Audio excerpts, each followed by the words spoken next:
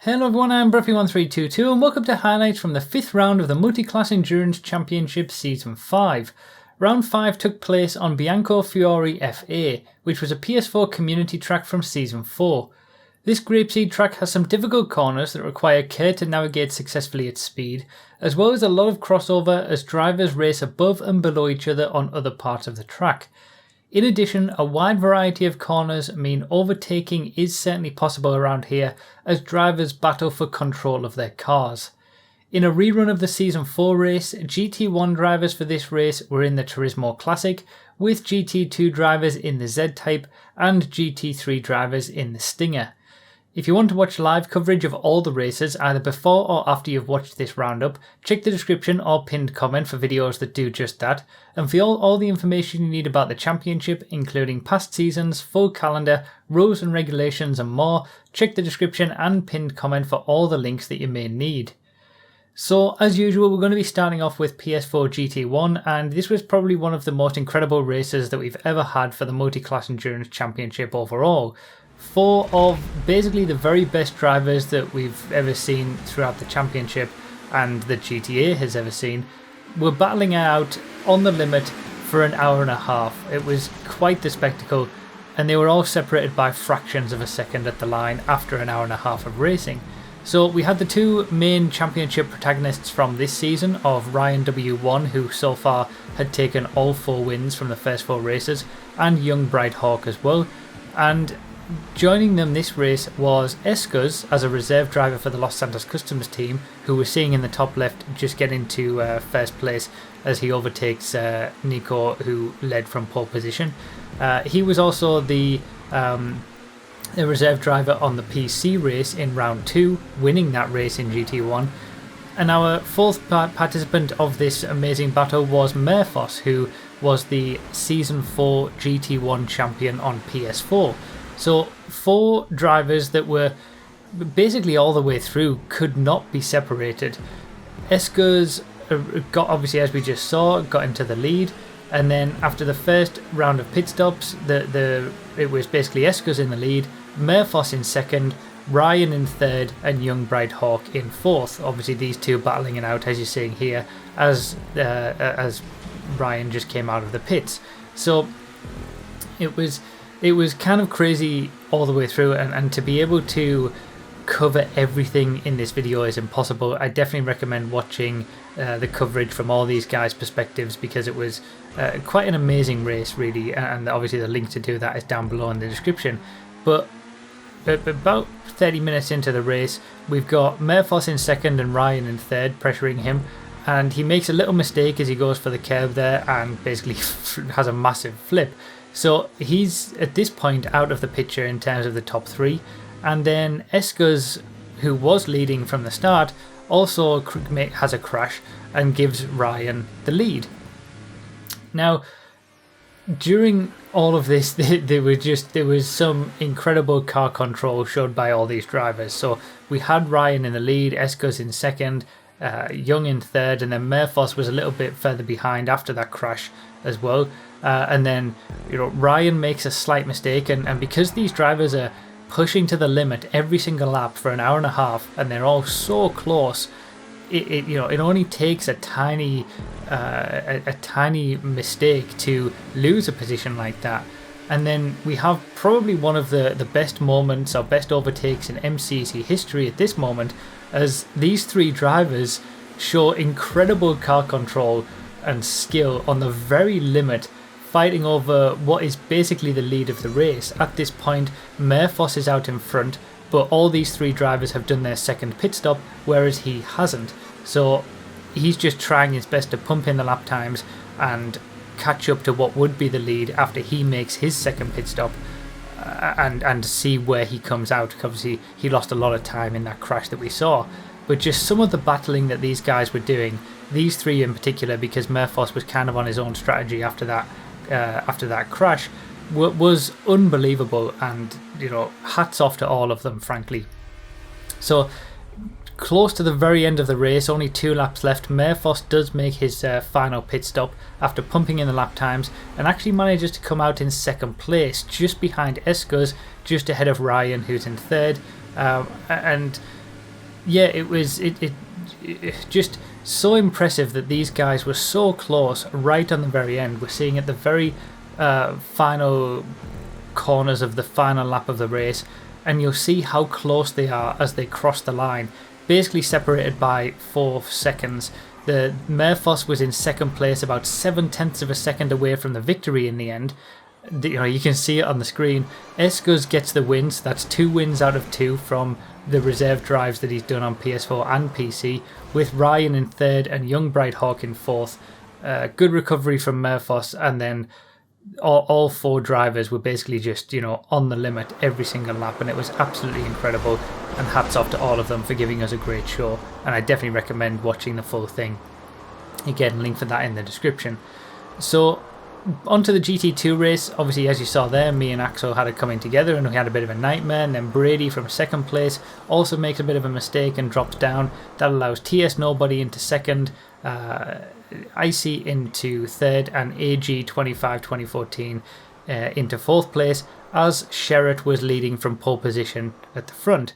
Now obviously I dropped towards the back, and then I was working my way back up, and I actually worked my way back up into 5th place when Xerxes, my fiance, just starts screaming from in the background, and I have to stop. Basically, she slices her hand open in the kitchen accidentally, and basically I had to stop the race. I had to pull off to the side and go deal with that, obviously. So for the majority of the race, I was dealing with that, looking after her, making sure she was okay. So for me, this was, a write-off. 1 point for this race. I do come back towards the end and just finish a couple of laps, but you only have to stop for a few seconds to be out of the race. So it was out of the running for me, but the race still continued, and we have to see how it all turned out. Obviously, as you saw, AG got ahead of Icy to get up into 3rd place, and then Sherritt gets caught up with a GT3 driver from the lead, and then TS Nobody takes over the lead. And it was interesting because we had a lot of different protagonists in this one. Obviously, Brady and GT Driver have shared the top 2 spots in most of the races so far, and that didn't happen this time. As we saw there, TS Nobody makes a mistake from the lead, and that gives the lead back to Sherritt. But AG 25 2014, who had got up into 3rd, was still there or thereabouts, and was up into 2nd place. Now, he went up into the lead when Sherritt came in for his first pit stop, but then as we saw, AG makes a mistake coming in for his pit stop, crashing into the barrier.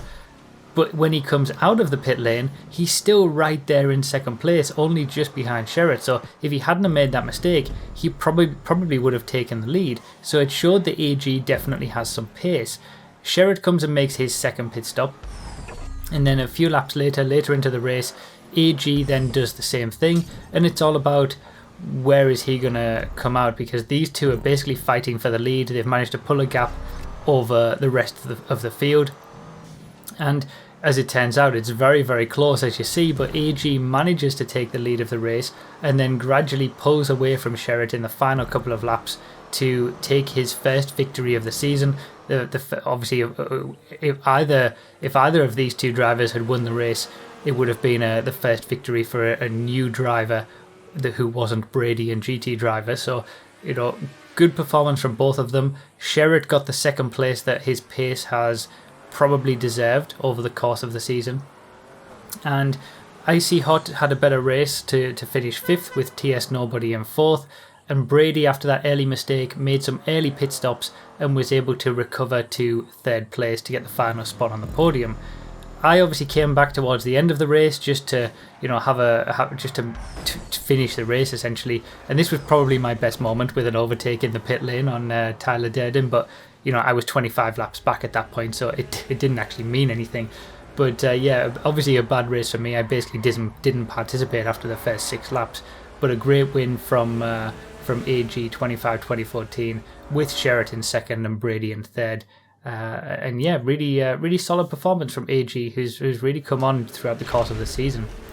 Now, in PS4 GT3, just like GT1 and GT2, as we've just seen, it was all change at the top, with basically the top 2 spots in each GT were fielded by new drivers for this round, which is pretty incredible, really, for it to all happen, at the same time, round 5 after the mid-season break.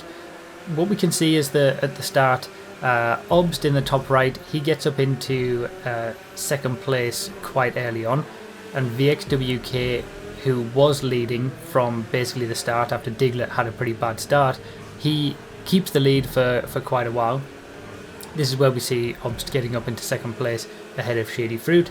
VXWK kept the lead for quite a while, with Obst basically chasing him for the lead of the race. So VXWK and Obst were in their own little battle, and then just behind we had Shady Fruit, Diglett and DJ Matt fighting over third place, although it was all very close at this point. DJ Matt does eventually get past Shady Fruit and then get past Diglett as well to get up into third place, having a very good race, and showing it same as sort of AG from earlier, showing improvement as the season goes on, and having a very, very solid race in what is a difficult vehicle to drive.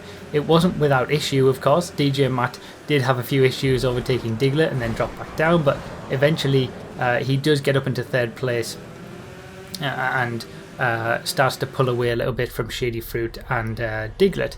Now, Obst is still, during all of this, chasing down VXWK, and essentially whilst these three guys are battling over third place, the two leaders are able to pull away a little bit, and then in a few laps time, about half an hour into the race, VXWK loses the lead to Obst.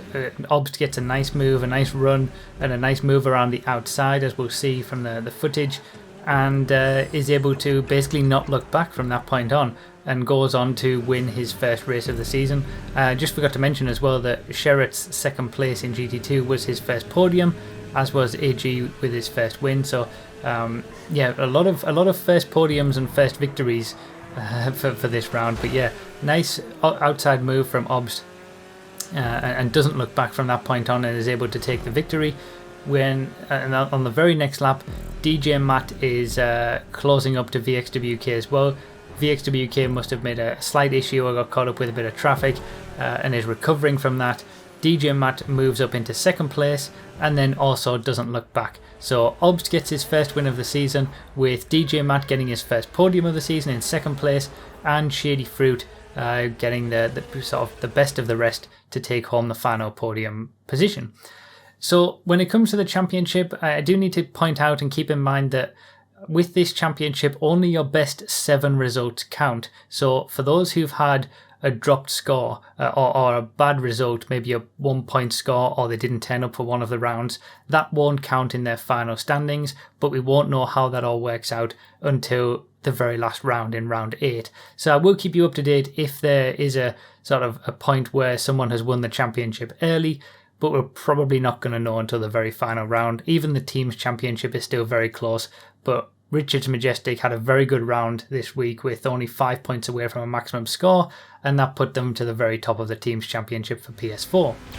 So Xbox One GT1, we had the usual suspect of Blaze getting away very well from second place on the grid to take another dominant victory. Obviously starts in second place and is behind Trumpet at this point, but gets up into the lead quite early on and basically doesn't look back, as we've come to expect from the GT1 battles on Xbox One, and lately in the rounds on PC as well. The 24/7 driver in GT1 has done rather well, so we'll see how that progresses in terms of the overall platform teams championship as well, and that can only help.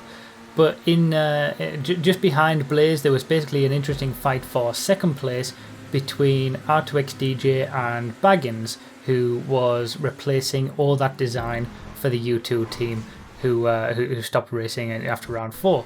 So we had Trumpet in second place, but he gets caught up by a GT3. R2XDJ manages to get through, and Baggins follows him through as well. And then Trumpet sort of fades towards the end of the race, so it's basically a two-way battle between R2XDJ and Baggins for the rest of the race. We didn't really see much of Baggins throughout the course of the race, but close to the very end of the race, he makes his final pit stop. He basically made some late pit stops, and he was able to come out in second place, overhauling R2XDJ. So they basically had a battle, but because of the pit stops, they weren't really on track at the same time until the very end of the race. And they did finish very close over second and third. R2XDJ still waiting for that second place, with Blaze obviously taking the victory, and a good debut from Baggins to take second place, and R2XDJ getting the final podium spot very closely behind as well. So yeah, interesting. Even though there wasn't a lot of on-track action for Xbox One GT1, it was interesting how it all worked out. Now GT2, it was with GT2 and GT3 on Xbox One. I'm going to say this probably a few times, and I said this a lot during the live stream as well, as we were watching this all live. Again, the links for that are down below in the description if you want to watch the full coverage of any of these races with commentary and everything. It seemed like nobody wanted to win, and that was quite. It was the same story really for GT2 and GT3 on Xbox One. But for GT2, first of all, we see Matty H starts on pole position. Obviously, all the Global teams were on pole position here. If you didn't see that in the bottom right hand corner of the screen as well, Jetta clipped the inside of the barrier and completely, basically dunked it into the sea. So go back and have a look at that if you didn't. But Jetta, basically had to respawn early on, but has a very good recovery to get third place and Jetta's first podium of the season after disconnecting in round 4 from a podium spot as well. But at the front, it basically became a three-way battle between Matty H, who'd led from pole position, Charlie Addo, who had won 3 out of the 4 races so far and is leading the championship, and G Ross, who is also a championship contender, trying to battle with Charlie. So these three are all battling it out at the front, and Matty H does a pretty good job of soaking up the pressure that Charlie is trying to apply to try and get the victory. And then G Ross and Charlie start battling between themselves over second place, and that allows Matty to get a bit of a gap. G Ross gets a nice move, very similar to Obst in the PS4 GT3 race around the outside, and is able to take over second place. And at this point, it all kind of starts to sort of settle down as pit stops happen and things like that, with Matty H in the lead, G Ross in second, and Charlie in third. But then, about halfway through the race, Matty has basically a major crash, which hands the lead to G Ross. And after that, he kind of fades away a little bit, and he basically has probably the best first half of a race that you could possibly have, and then the worst second half of a race that you could possibly have, and he actually ends up finishing in 4th place. So it was a big shame for him, but he had a great first half of the race. G Ross then was in the lead and looked like he was going to win the race, but did it almost exactly the same thing, and then handed the lead to Charlie, who for a long time had been in 3rd and then 2nd place, who basically shadowing G Ross, and basically that meant that Charlie has now had 4 wins out of the 5 races, and that's really at this point putting one hand on the championship, with G Ross finishing in 2nd place, and like I said, a very good recovery from Jetta to take home 3rd place after that early crash. Now, Xbox One GT3, again, nobody wanted to win this race. It was kind of ridiculous, but it was really entertaining. One of the more entertaining races to watch from the sidelines, and myself and Hammer were commentating on it. We're watching it live with a lot of different perspectives, and it was really entertaining. Again, Major Copyright is our championship contender alongside RJ Slow, and RJ Slow gets caught up with traffic early on in the race, as you can see there, whereas Copyright was starting from pole position and got a very good start to lead the way. RJ Slow does a very good job of making his way back through the pack, and is able to get those positions back to basically wind up in 2nd place. So again, we've got the 2 championship contenders basically in the top 2 spots fighting it out, but by the time RJ Slow gets up into 2nd place, Copyright has already gotten a fairly decent gap on him. So RJ Slow tries to set about reducing that gap, which he does relatively successfully, whilst a battle is raging on behind between Recited, SG Appleby and RDT over what would be third place in the final podium spot. And RJ Slow does manage to close that gap to Copyright, and they start battling it out for the lead. But this is where it all kind of goes a bit crazy, because like I said, nobody seemed to want to win.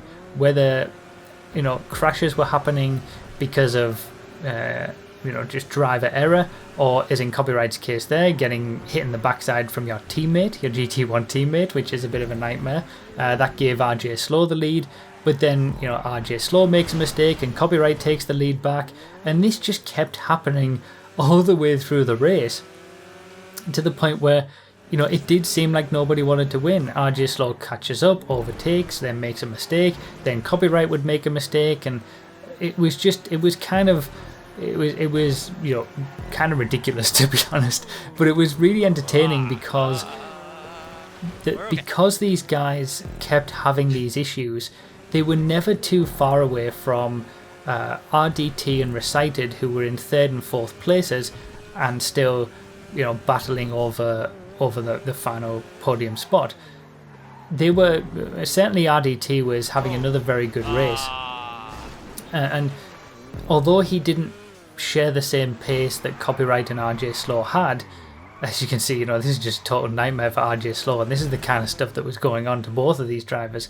But RDT was having a very consistent race. He wasn't getting involved in all of this, so even though Copyright and RJ Slow were faster, they kept crashing. So this was the one that did it for RJ Slow. That was the final nail in the coffin, if you like. He makes that mistake before his pit stop, and by the time Copyright comes around, he's able to take the lead of the race and doesn't look back from that point on. So we had Copyright in the lead, RJ Slow in second, and RDT in third, with Recited actually in fourth place, not too far behind them as well. But like I said, because RJ Slow and Copyright, even though they were quicker, kept making these mistakes and kept losing all this time, they weren't that far away from RDT, who wasn't as quick but had just had a very consistent race. And then in the final stages of the lap, on the second last lap of the race, it might have been it was the second last lap of the race, RJ Slow makes another big mistake here, to the point where RDT takes over second place. And it was just, this was happening, and we had both of these perspectives on the live stream. They had an incredible battle over second place over the final 2 laps of the race, and it was just amazing to watch live. Both of their perspectives on screen at the same time, just watching synced up all live, as you're seeing here, but we're commentating over it as it happens. Again, check out the full coverage down below. But they gave us great tension, great overtakes between the two of them. The fact that second place, the position changed about 4 times over the course of a lap and a half was just incredible. And hats off to these guys for giving us that entertainment, and hats off to RDT for driving a consistent race to the point where he was in this battle and able to take advantage of the crashes that RJ Slow and Copyright kept having. Ultimately, that was the overtake that did it. RJ Slow was able to keep second place ahead of RDT very slightly, with Major Copyright taking another victory. So great battle, great interesting race from the GT3 Xbox One guys, and yeah, great entertainment. In terms of the Drivers' Championships, we see Charlie Addo take a lead for the first time in the GT2 Championship after 4 wins out of 5 races, with 1 bad round that, again, like I said, will probably end up being dropped, so he's probably got a bigger advantage than what it looks like in the points, with Major Copyright and RJ Slow still very close at the top of the GT3 standings, and Globo and Ron, the 2 oil companies, also very close at the top of the team standings.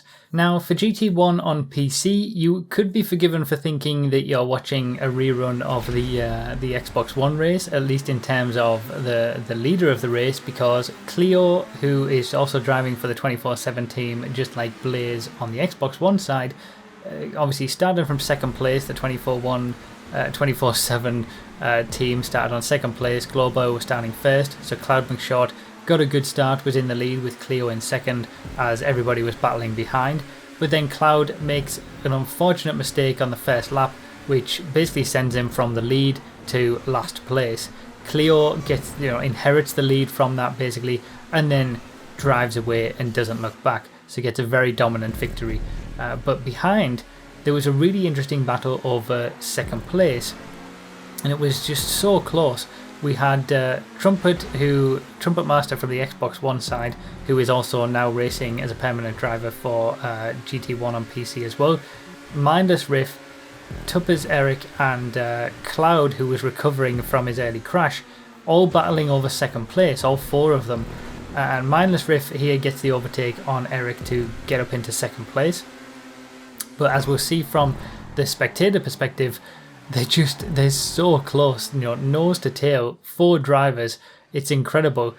After that overtake, Mindless Riff is able to pull out a little bit more of a gap to consolidate that second place. Eric is pretty happy in third, and then Trumpet Master and Cloud are battling over fourth and fifth. But then Trumpet Master does end up making a mistake, and that frees up Cloud to then to push on and try to catch up to Eric for the final podium spot, which he actually relatively successfully manages to do. But it isn't until basically the final lap of the race where Eric gets caught up with some lower GT drivers that it really closes in. And as we come to the final lap of the race, the final few corners of the final lap of the race, after an hour and a half, they're this close, battling over the final podium spot and third place. In the end, Cloud McShort does manage to get that final podium spot and gets his first podium of the season as well. He is a long-time MCEC racer and Season 4 GT2 champion, so it's kind of nice to see him get a podium in GT1 this season as well. Obviously, Cleo got a massive win with Mindless Riff in second. And Cloud and Eric very, very close for third and fourth at the very end. So yeah, good racing between the two of them, and a good recovery from Cloud from his early crash as well.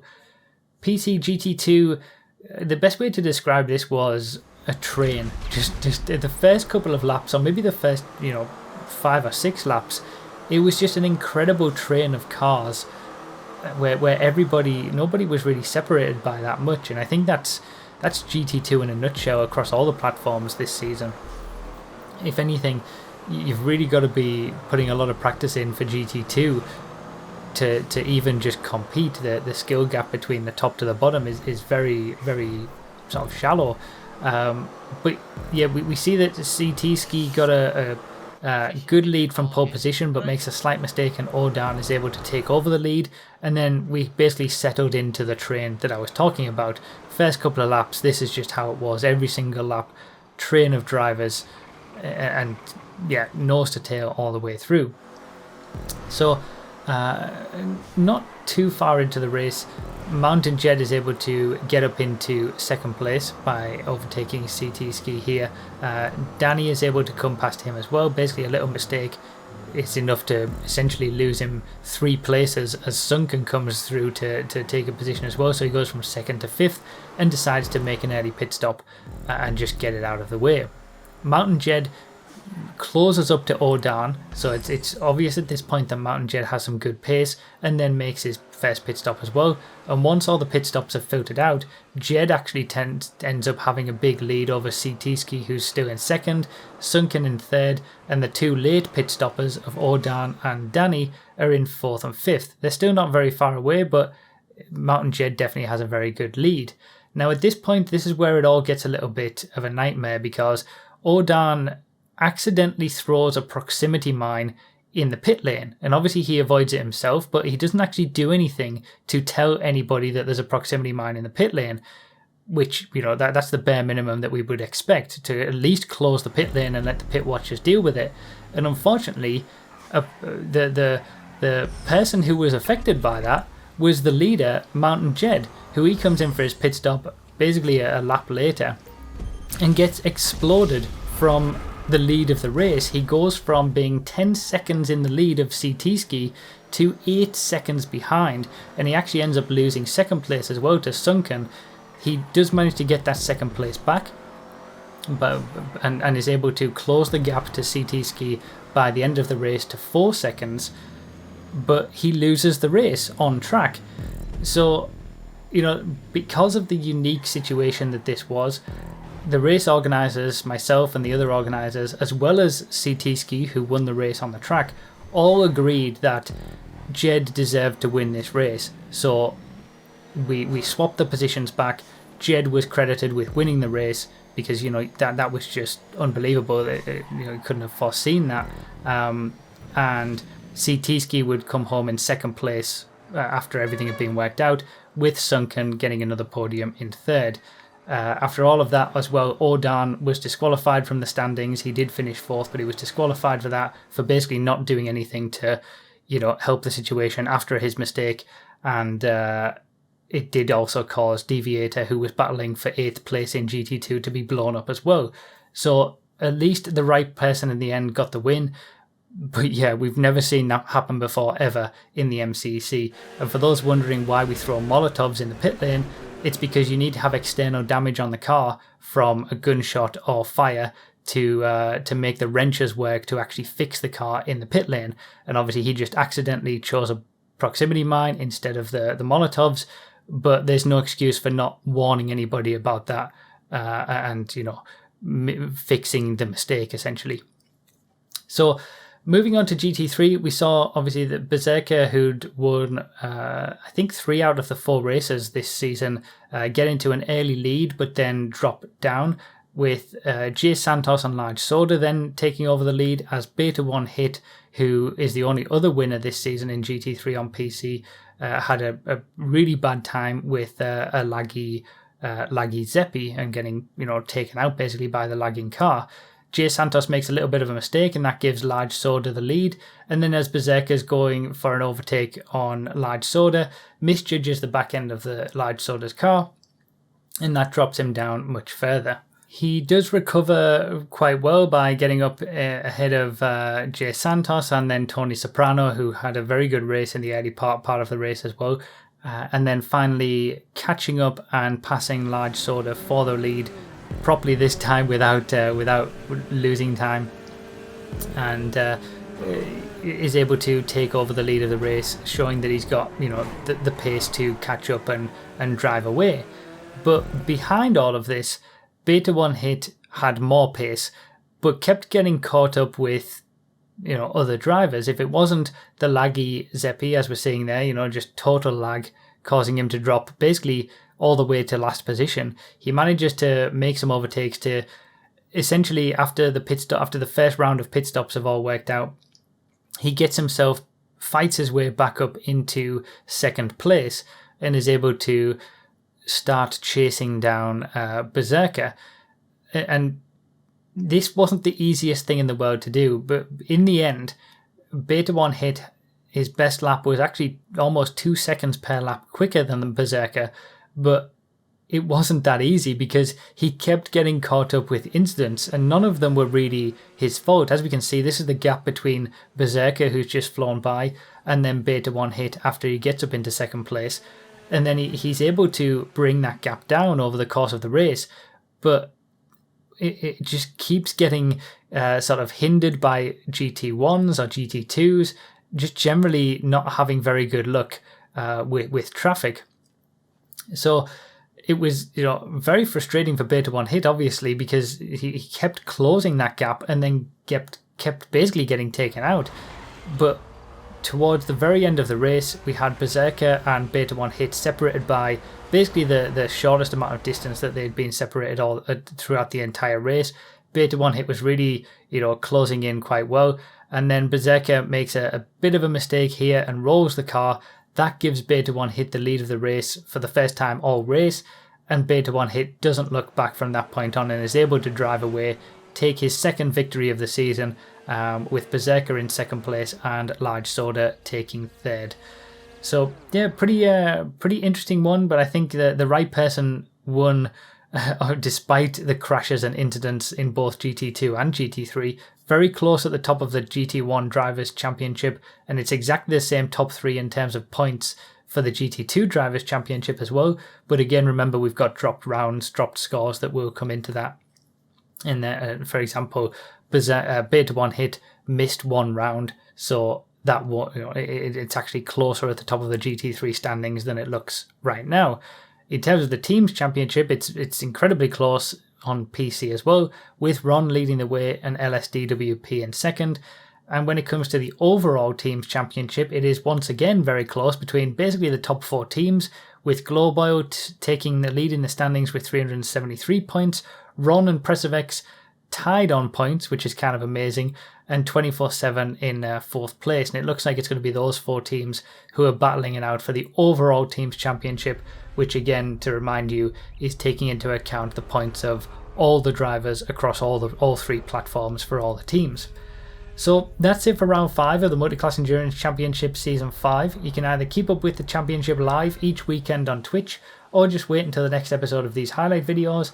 And as I said, you can watch the full uninterrupted coverage from each of these races with spectating and commentary for Xbox One and PC, plus my race alongside the footage from other drivers for PS4, with the live stream videos as well. All of the links for those, as well as any other info that you may need about the championship, can be found down below in the video description and pinned comment. Thank you all so much for watching, I really do appreciate it, and I'll see you next time.